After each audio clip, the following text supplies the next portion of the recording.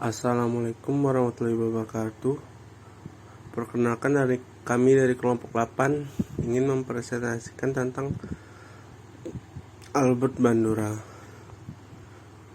Anggota kelompok kami adalah Cahya Isna G1C121018, Aldino Gusriansa G1C121028, G1C121050, Chandrina Anindita Putri, dan terakhir Aisyah Rizda Lutfiah G1C121094.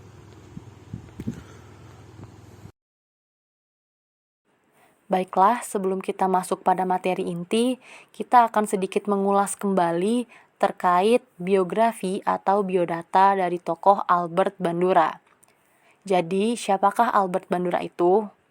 Nah, jadi Albert Bandura ini adalah seorang psikolog dan juga penggagas dari teori kognitif sosial. Albert Bandura ini terkenal dengan sebuah eksperimen yang ia beri nama boneka Bobo atau Bobodol.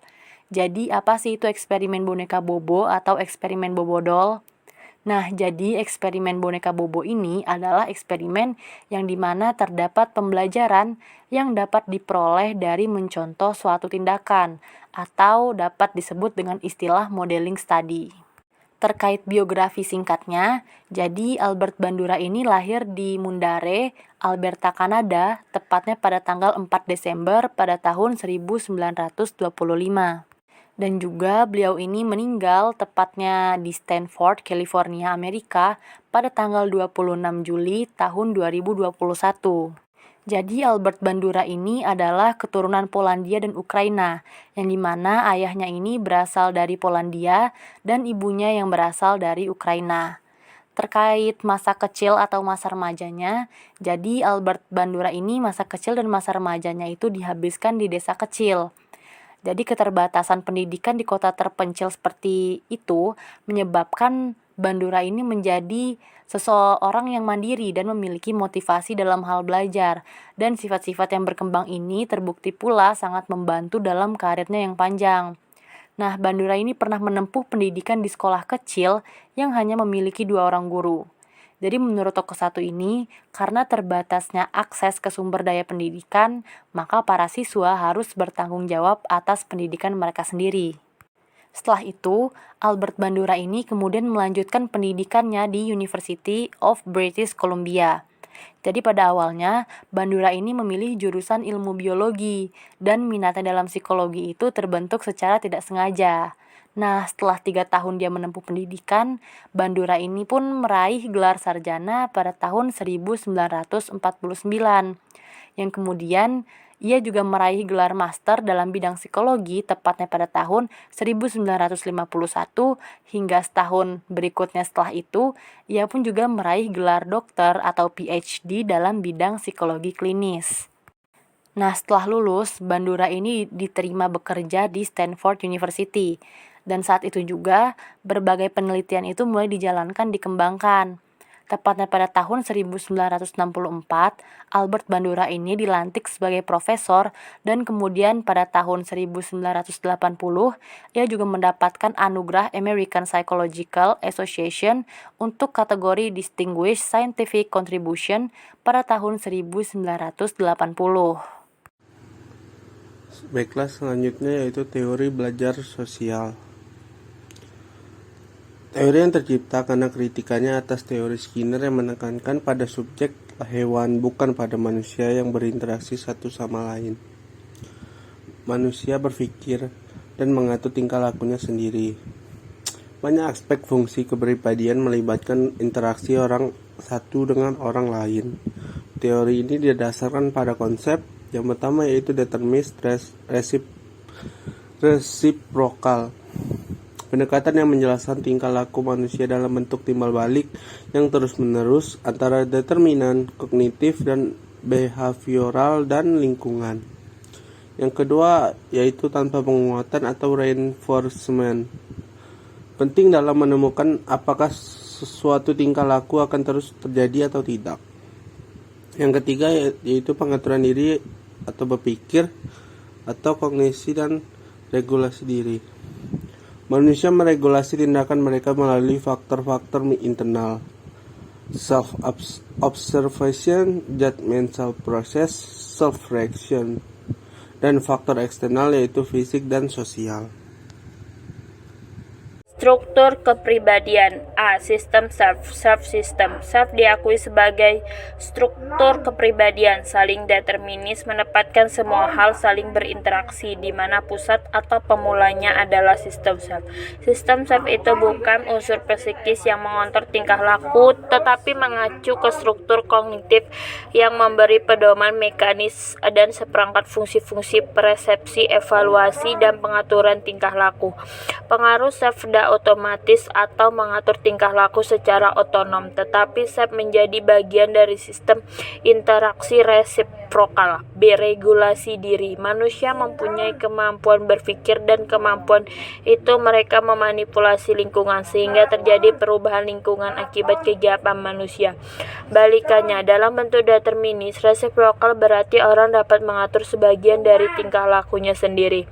Menurut Bandura, akan terjadi strategi reaktif dan proaktif dalam regulasi diri. Strategi reaktif dipakai untuk mencapai tujuan, namun ketika tujuan hampir tercapai, strategi proaktif menentukan tujuan baru yang lebih tinggi. Orang memotivasi dan tercapai strategi proaktif menentukan tujuan yang lebih tinggi. Orang memotivasi dan membimbing tingkah lakunya diri sendiri melalui strategi proaktif, menciptakan keseimbangan agar dapat memobilisasi kemampuan dan usahanya berdasarkan antisipasi apa saja yang dibutuhkan untuk mencapai tujuan. Ada dua proses yang dapat dipakai untuk melakukan pengaturan diri, yaitu 1. Faktor eksternal dan regulasi diri. Faktor eksternal mempengaruhi regulasi diri dengan dua cara. Pertama, faktor eksternal memberi standar untuk mengevaluasi tingkah laku. Faktor lingkungan berinteraksi dengan pengaruh-pengaruh kepribadian, membentuk standar evaluasi diri seseorang melalui orang tua, guru-guru, anak-anak belajar baik buruk tingkah laku yang lebih luas. Anak kemudian mengembangkan standar yang dipakai untuk menilai prestasi diri. Kedua, faktor eksternal mempengaruhi regulasi diri dalam bentuk penguatan atau reinforcement. Hadiah intriksi tidak selalu memberi kepuasan. Orang membutuhkan insentif yang berasal dari lingkungan eksternal. Standar tingkah laku dan penguatan biasanya bekerja sama. Ketika orang dapat mencapai standar tingkah laku tertentu, perlu penguatan agar tingkah laku semacam itu menjadi pilihan untuk tidak dilakukan lagi. 2. Faktor internal dalam regulasi diri. Faktor eksternal berinteraksi dengan faktor internal dalam pengaturan diri sendiri. Bandura mengemukakan dua bentuk terhadap pengaruh internal. 1. Observasi diri atau self-observation. 2. Proses penilaian atau mengadili tingkah laku, judgmental process. Efikasi diri atau self-effication. Bagaimana orang bertingkah laku dalam situasi tertentu tergantung kepada resiprokal antara lingkungan dengan kondisi kognitif, khususnya faktor kognitif yang berhubungan dengan keyakinan bahwa dia mampu atau tidak mampu melakukan tindak yang memuaskan. Bandura menyebutkan keyakinan atau harapan diri ini sendiri sebagai efikasi diri, dan harapan hasilnya disebut ekspektasi hasil. Efikasi diri atau efikasi ekspektasi, self-effication, expectation, adalah persepsi diri sendiri mengenai seberapa bagus diri dapat berfungsi dalam situasi tertentu. Ekspektasi hasil atau outcome expectation, perkiraan atau estimasi diri bahwa tingkah laku yang dilakukan diri itu akan mencapai hasil tertentu. D. Sumber efikasi diri. Perubahan tingkah laku dalam sistem Bandura kuncinya adalah perubahan ekspektasi efikasi atau efikasi diri. Efikasi diri atau keyakinan diri itu dapat diperoleh diubah pengalaman menguasai sesuatu, prestasi atau performance, accomplishment, pengamanan, vicarious expression, persesuai social persis, dan pembagian emosi atau emotional psikostatus. A. Pengalaman performasi adalah prestasi yang pernah dicapai pada masa yang telah lalu sebagai sumber performasi massal atau menjadi ubah efikasi yang paling kuat pengaruhnya. Sedangkan kegagalan akan menurunkan efikasi. Mencapai keberhasilan akan memberi dampak efikasi yang berbeda-beda tergantung proses pencapaiannya. 1. Semakin sulit tugasnya, keberhasilan akan semakin tinggi. 2. Kerja sendiri lebih meningkatkan efikasi dibanding kerja kelompok dibantu orang lain. Kegagalan menurunkan efikasi kalau orang merasa sudah berusaha sebaik mungkin. 4. Kegagalan dalam suasana emosional atau stres. 5. Kegagalan sesudah orang memiliki keyakinan efikasi yang kuat. Dampaknya tidak seburuk atau kalau kegagalan itu terjadi pada orang keyakinan efikasinya belum kuat. 6. Orang yang biasa berhasil sekali akan mempengaruhi efikasi. B. Pengalaman vicarious. C. Persesuaian sosial. D. Keadaan emosi. E. Efikasi diri sebagai prediktor tingkah laku. Menurut Bandura, sumber pengontrol tingkah laku adalah resepokal antara lingkungan tingkah laku dan pribadi. Efikasi diri merupakan variabel pribadi yang penting kalau digabung dengan tujuan-tujuan spesifik dan pemahaman mengenai prestasi akan menjadi penentu tingkah laku mendatang yang penting. Berbeda dengan konsep diri atau roges yang bersifat kesatuan umum, efikasi diri fragmental. Setiap individu mempunyai efikasi yang berbeda-beda pada situasi yang berbeda tergantung kepada A. Kemampuan yang dituntut oleh situasi yang berbeda itu. B. Kehadiran orang lain khususnya saingan dalam situasi itu. C. Keadaan fisiologis dan emosional, kelelahan, kecemasan, apatis, murung. Efikasi tinggi atau rendah dikombinasikan dengan lingkungan yang reseptif atau tidak responsif akan menghasilkan 4 kemungkinan prediksi tingkah laku. F. Efikasi kolektif atau collective efficiency. Keyakinan masyarakat bahwa usaha mereka secara bersama-sama dapat menghasilkan perubahan sosial tertentu disebut efikasi kolektif. Ini bukan bekerja sama. Bandura berpendapat orang berusaha mengontrol kehidupan dirinya bukan hanya melalui efikasi diri individu, tetapi juga melalui efikasi kolektif. Misalnya dalam bidang kesehatan, orang memiliki efikasi diri yang tinggi untuk berhenti merokok atau melakukan diet, tetapi memiliki efikasi rendah dalam mengurangi polusi lingkungan, bahaya tempat kerja, dan penyakit infeksi. Efikasi diri dan efikasi kolektif bersama-sama saling melengkapi untuk mengubah gaya hidup manusia. Efikasi kolektif timbul berkaitan dengan masalah perusakan hutan, kebijakan perdagangan internasional, perusakan ozone, masalah kemajuan teknologi, hukum dan kejahatan, birokrasi, perang, kelaparan, bencana alam, dan sebagainya. Baiklah, untuk materi yang selanjutnya ialah materi terkait dinamika kepribadian. Nah, jadi menurut tokoh satu ini, motivasi itu adalah sebuah konstruk kognitif yang memiliki dua sumber, yang dimana dua sumber ini adalah gambaran hasil pada masa yang akan datang, atau yang dapat menimbulkan motivasi tingkah laku pada saat sekarang, dan juga harapan keberhasilan yang didasarkan pada pengalaman yang menetapkan atau untuk mencapai tujuan-tujuan tertentu. Atau dengan kata lain, harapan ini mendapat reinforcement pada masa yang akan datang yang memotivasi seseorang untuk melakukan tingkah laku tertentu. Yang juga dengan menetapkan tujuan atau tingkat performansi yang diinginkan dan kemudian mengevaluasi performansi dirinya, orang tersebut itu termotivasi untuk bertindak pada tingkat tertentu. Nah, misalnya anak yang lemah dalam pelajaran matematika. Dia itu tampak meningkatkan performansinya ketika dia itu menetapkan dan berusaha mencapai serangkaian tujuan yang berurutan yang memungkinkan evaluasi diri segera daripada menetapkan tujuan yang jauh dan membutuhkan waktu lama untuk mencapainya. Jadi, dengan cara terus-menerus mengamati, memikirkan, dan juga menilai tingkah laku diri, itu akan dapat berdampak atau akan memberi insentif diri sehingga akan bertahan dalam berusaha untuk mencapai standar yang telah ditentukan. Nah, jadi Albert Bandura ini juga setuju bahwasanya penguatan itu dapat menjadi penyebab seseorang itu belajar. Namun, seorang individu itu juga dapat belajar dengan penguat yang diwakilkan. Jadi, ada 3 penguat yang diwakilkan di sini. Yang pertama ialah penguatan vicarious atau vicarious reinforcement, yang dimana memiliki makna terkait mengamati orang lain yang mendapat penguatan. Jadi membuat individu tersebut tuh ikut puas dan juga berusaha untuk belajar dengan tekun, dengan gigih. Tujuannya tuh agar menjadi seperti orang tersebut gitu. Yang selanjutnya ialah penguatan yang ditunda atau expectation reinforcement.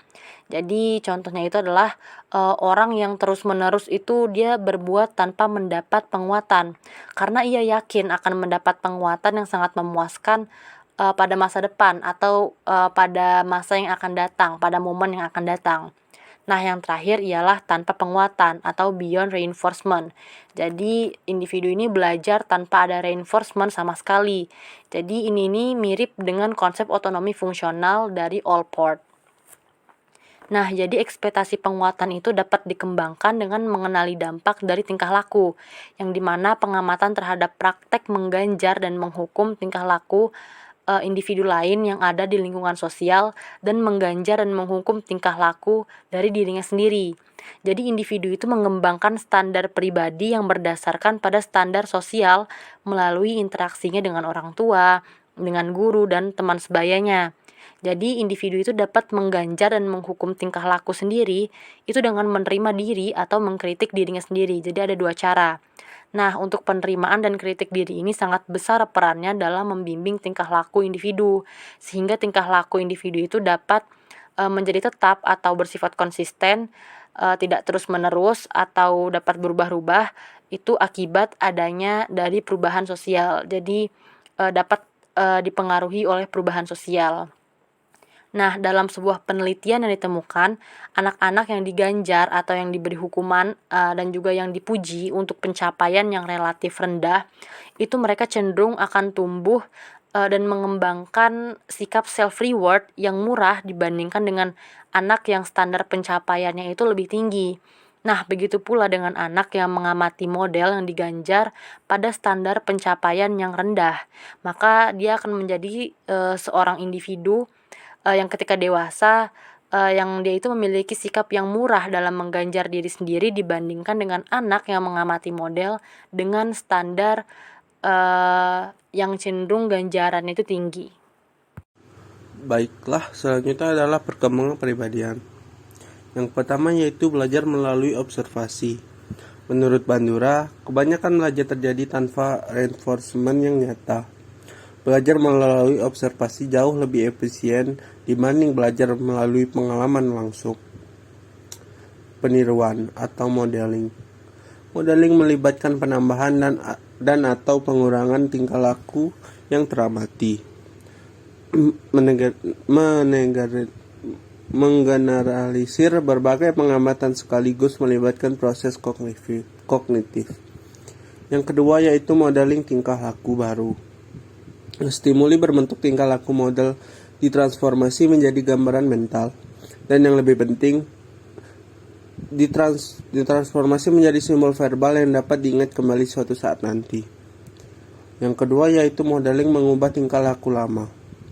Ada dua macam dampak terhadap tingkah laku lama, yaitu yang pertama ialah tingkah laku model yang diterima secara sosial dapat memperkuat respon yang sudah dimiliki pengamat.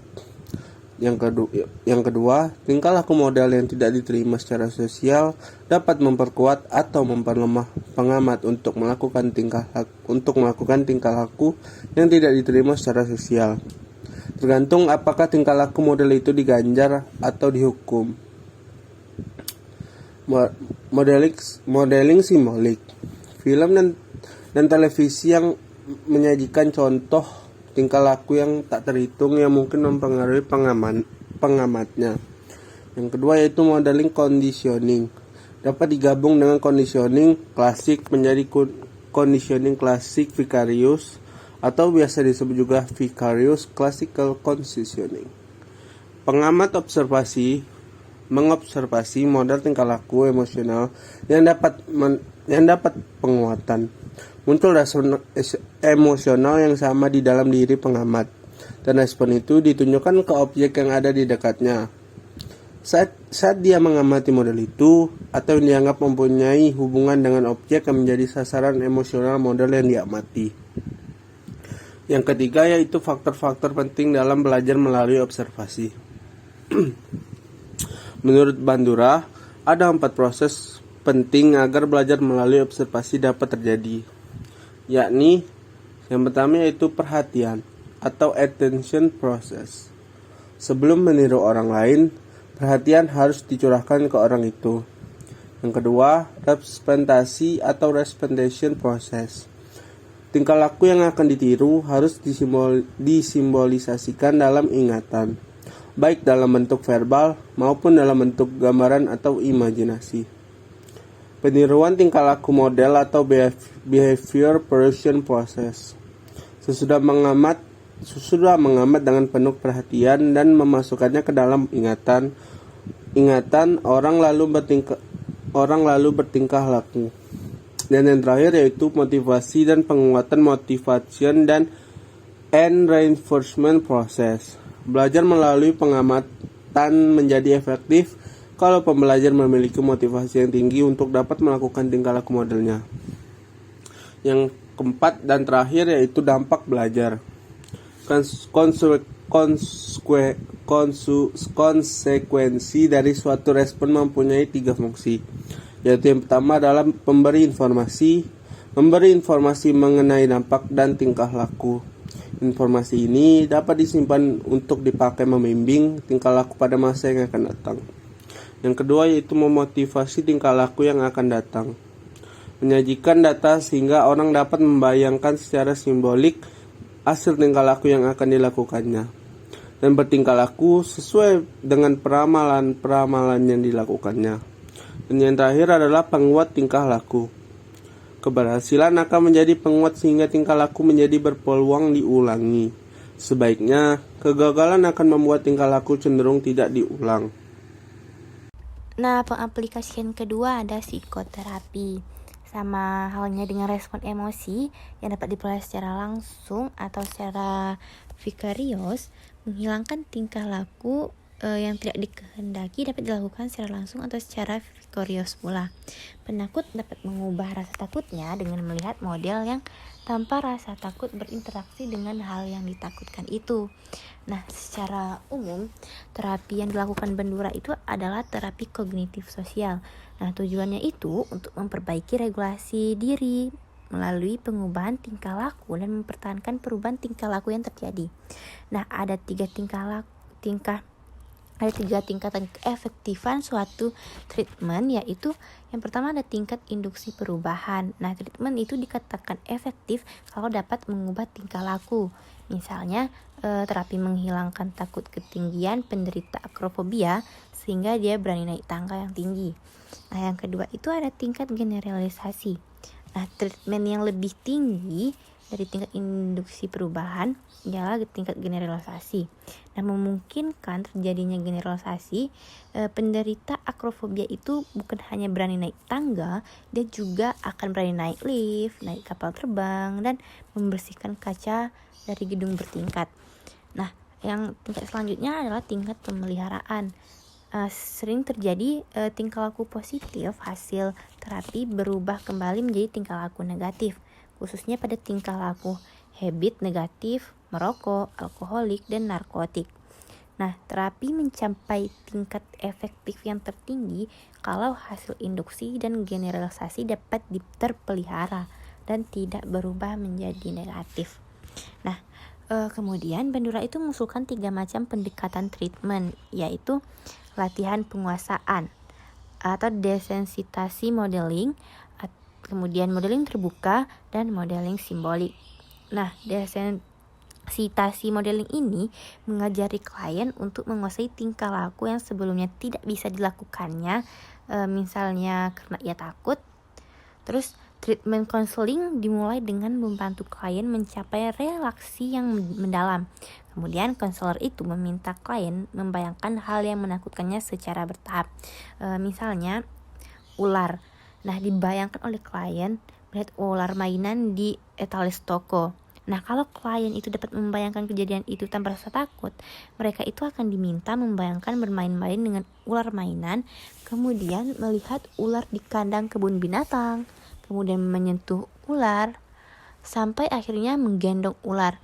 Nah, itu adalah model desensitasi sistematik yang pada paradigma behaviorisme dilakukan dengan memanfaatkan variasi penguatan.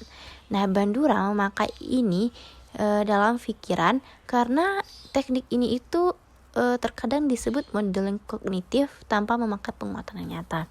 Yang kedua ada modeling terbuka atau modeling partisipan. Nah, klien melihat model nyata biasanya diikuti dengan klien berpartisipasi dalam kegiatan model dibantu oleh modelnya meniru tingkah laku yang dikehendaki. Sampai akhirnya oleh model itu meniru tingkah laku sampai akhirnya klien itu mampu melakukan sendiri tanpa bantuan. Nah, yang terakhir ada modeling simbolik. Nah, klien itu melihat model dalam film atau gambar tercerita.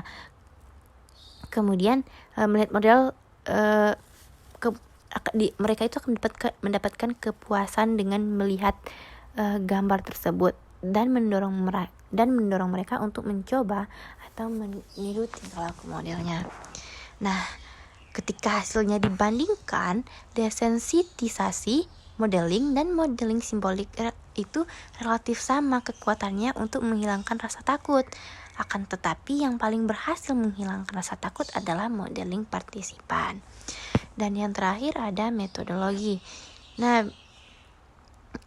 Bandura itu mengembangkan microanalytic approach, yaitu riset yang mementingkan asesmen yang detail sepanjang waktu untuk mencapai keselarasan antara persepsi diri dengan tingkah laku pada setiap tahap performansi tugas. Nah, teknik ini cocok untuk strategi penelitian yang melacak perubahan setiap saat penelitian yang mengantisipasi proses. Nah, pengaplikasian kedua ada psikoterapi. Sama halnya dengan respon emosi yang dapat diperoleh secara langsung atau secara vicarious, menghilangkan tingkah laku yang tidak dikehendaki dapat dilakukan secara langsung atau secara vicarious pula. Penakut dapat mengubah rasa takutnya dengan melihat model yang tanpa rasa takut berinteraksi dengan hal yang ditakutkan itu. Nah, secara umum, terapi yang dilakukan Bandura itu adalah terapi kognitif sosial.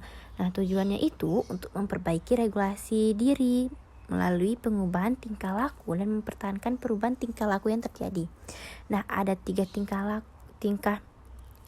tingkatan keefektifan suatu treatment, yaitu yang pertama ada tingkat induksi perubahan. Nah, treatment itu dikatakan efektif kalau dapat mengubah tingkah laku. Misalnya, terapi menghilangkan takut ketinggian penderita akrofobia sehingga dia berani naik tangga yang tinggi. Nah, yang kedua itu ada tingkat generalisasi. Nah, treatment yang lebih tinggi dari tingkat induksi perubahan ialah tingkat generalisasi. Nah, memungkinkan terjadinya generalisasi, penderita akrofobia itu bukan hanya berani naik tangga, dia juga akan berani naik lift, naik kapal terbang, dan membersihkan kaca dari gedung bertingkat. Nah, yang tingkat selanjutnya adalah tingkat pemeliharaan. Sering terjadi tingkah laku positif hasil terapi berubah kembali menjadi tingkah laku negatif, khususnya pada tingkah laku habit negatif, merokok, alkoholik, dan narkotik. Nah, terapi mencapai tingkat efektif yang tertinggi kalau hasil induksi dan generalisasi dapat terpelihara dan tidak berubah menjadi negatif. Nah, kemudian Bandura itu mengusulkan 3 macam pendekatan treatment, yaitu latihan penguasaan atau desensitasi modeling, kemudian modeling terbuka, dan modeling simbolik. Nah, desensitasi modeling ini mengajari klien untuk menguasai tingkah laku yang sebelumnya tidak bisa dilakukannya, misalnya karena ia takut.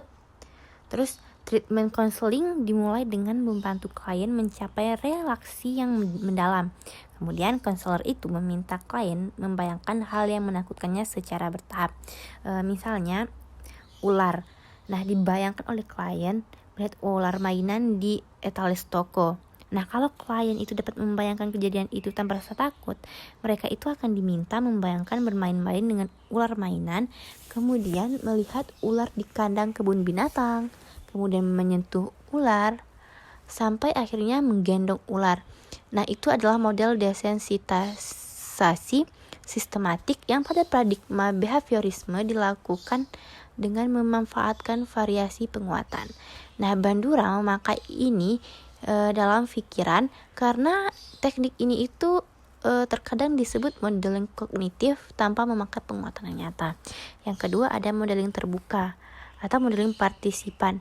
Nah, klien melihat model nyata biasanya diikuti dengan klien berpartisipasi dalam kegiatan model, dibantu oleh modelnya meniru tingkah laku yang dikehendaki. Sampai akhirnya oleh model itu meniru tingkah laku klien itu mampu melakukan sendiri tanpa bantuan. Nah, yang terakhir ada modeling simbolik. Nah, klien itu melihat model dalam film atau gambar tercerita. Kemudian melihat model mereka itu akan mendapatkan kepuasan dengan melihat gambar tersebut dan mendorong mereka untuk mencoba atau meniru tingkah laku modelnya. Nah, ketika hasilnya dibandingkan, desensitisasi, modeling, dan modeling simbolik itu relatif sama kekuatannya untuk menghilangkan rasa takut. Akan tetapi yang paling berhasil menghilangkan rasa takut adalah modeling partisipan. Dan yang terakhir ada metodologi. Nah, Bandura itu mengembangkan microanalytic approach, yaitu riset yang mementingkan asesmen yang detail sepanjang waktu untuk mencapai keselarasan antara persepsi diri dengan tingkah laku pada setiap tahap performansi tugas. Nah, teknik ini cocok untuk strategi penelitian yang melacak perubahan setiap saat, penelitian yang mengantisipasi